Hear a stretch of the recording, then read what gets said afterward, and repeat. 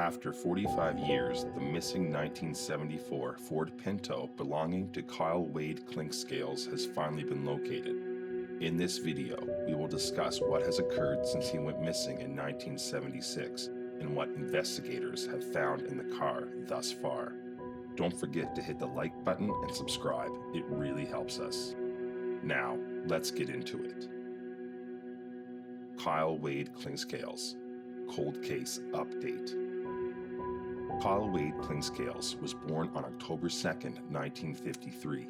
He was the only child to parents John and Louise Clinkscales. After graduating high school in LaGrange, Georgia, Kyle was accepted into Auburn University. This was not Kyle's first endeavor at a secondary education.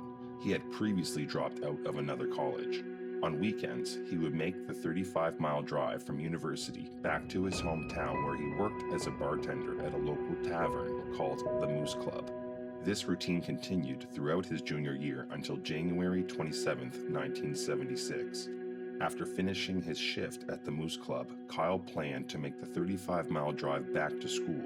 However, Kyle nor his car were ever seen again. Initially, Kyle's parents assumed that he had disappeared on his own, as it has been reported that once again he was not performing well in college. In 1978, his father John told the Montgomery Advisor, "We just keep telling ourselves that he might just have wanted to make it easier on us by disappearing, rather than telling us he was dropping out or staying in school when he felt he was being a burden on us." As time passed, Kyle's parents began doubting that he had chosen to disappear. Their suspicion that Kyle had met with foul play grew. The missing person case quickly went cold, leaving Kyle's parents and extended family without any answers for the next 45 years. There have been some leads in the case since 1976. John and Louise Clinkscales traveled to Texas after someone reported to have seen Kyle in a hotel. In 1981, the parents responded to another tip about a man in Oregon who suffered from amnesia and looked like Kyle. The man called himself Danny Moore, and he believed he was Kyle. However, dental records confirmed the man was not Kyle, and Kyle was still missing. That same year, John Clinkscales published a book about his son's disappearance titled Kyle's Story, Friday Never Came, The Search for Missing People. In his book, John wrote, "The only explanation we can come up with that fits all unanswered questions is for an accident to have happened somewhere, taking him and his car out of sight." In 1987, Kyle's Exxon credit card was found in the area near Flat Shoal Creek. However, this evidence did not provide any further leads or information. John and Louise Clinkscales eventually opened Find Me, a non-profit organization to assist families in finding their missing loved ones. Over the years, they would continue to shine light on their son's case. In 1976, Louise spoke to the Atlanta Journal-Constitution describing the ongoing emptiness she and her husband felt. "You can't be together for 22 years and then turn it off like a faucet." Like her husband, Louise continued to develop and share her own theories with the media. In 2005, she told the Associated Press, "I don't think he ever got out of Trope County that night. I think whatever happened to him happened that night." Also, in 2005, a 35-year-old man contacted Kyle's parents with the most vital piece of information investigators had received up until this point. He told them he witnessed the disposal of Kyle's body when he was only 7. He named Kyle's killer as Ray Hyde, a man who died in 2001. He said that Kyle's body had been stuffed in a barrel, encased in concrete, and dumped in a private pond. He went on to say that his grandfather helped dispose of the barrel and that Ray Hyde had threatened all of the witnesses with violence in exchange for their silence. The anonymous tipster's information eventually led to the arrest of 63-year-old Jimmy Earl Jones and Jeanne Pollock Johnson. Witnesses placed Jeanne Johnson at Ray Hyde's home that night, but she denied being there. Investigators also learned that Ray Hyde was a member of the Moose Club. As Kyle performed his bartending duties there, he had become aware of Hyde's criminal activities. This was all the motive Ray needed to kill and silence Kyle. Jimmy Earl Jones was charged with concealing a death, hindering a criminal's arrest, and 2 counts of making false statements. Jeanne Pollock Johnson was also charged with concealing a death, false statements, and obstructing justice. Jimmy Earl Jones later told police that on the night Kyle disappeared, he went to Ray Hyde's home and saw Kyle's body. It appeared that Kyle had been shot to death.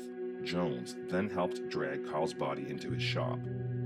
Before his death, Ray Hyde told Jimmy Earl Jones that after placing Kyle's body in the pond, he went back and moved it to an unknown location. Jones was sentenced to 9 years in prison for his involvement in Kyle's death. He has since been released. This would be the last information John and Louise Clinkscales would receive about their missing son, as John passed away in 2007 and Louise passed away in January 2021. 11 months after his mother's death and 45 years after his disappearance, Kyle's car was located on December 7, 2021. After a man called 911 to report seeing a vehicle partially submerged in a creek outside of Caseta, Alabama, investigators pulled the car out of the water. Inside the 1974 Ford Pinto, investigators found what they believed to be 2 human bones, as well as credit cards and identification belonging to Kyle Clinkscales. At the time of this video's publication, the Georgia Bureau of Investigation is searching the car for additional bones to assist in confirming the identity of the remains. Currently, the investigation is still open, with investigators and the district attorney refusing to comment at this time. However, Trope County Sheriff James Woodruff told the media, "For 45 years, we've looked for this young man and looked for this car. We've drained lakes and looked here and looked there, and ran this theory down and ran that theory down, and it's always turned out nothing. I want to see what the GBI finds in the car. How many bones they find. Do they find a skull? Was he murdered and left there? Did he run off the road and wreck there? That's something we hope to discover, but it's been 45 years. The Ford Pinto was discovered due to its rear hatch being opened and breaking through the water's surface. As to why the car was not located earlier, Sheriff Sid Lockhart of Chambers County, Alabama said, "We don't know if it rusted out and came open or if the water had just gone down." In an interview with CBS 42, Kyle's aunt, Martha Morrison, seems to feel that Kyle's remains have indeed been found, saying, "It was a shock because after 45 years, you tend to know that it's out there, but you don't think about it every day. It was just an emotional breakthrough. I feel like our family can finally have some closure. We can bury his remains and at least know that he is at peace there." What do you think? Will further testing confirm that the bones found belong to Kyle Clinkscales? Will the GBI find evidence that corroborates the 2005 tipster's story of witnessing Ray Hyde dispose of Kyle's body? Let us know in the comments below. Thank you for watching.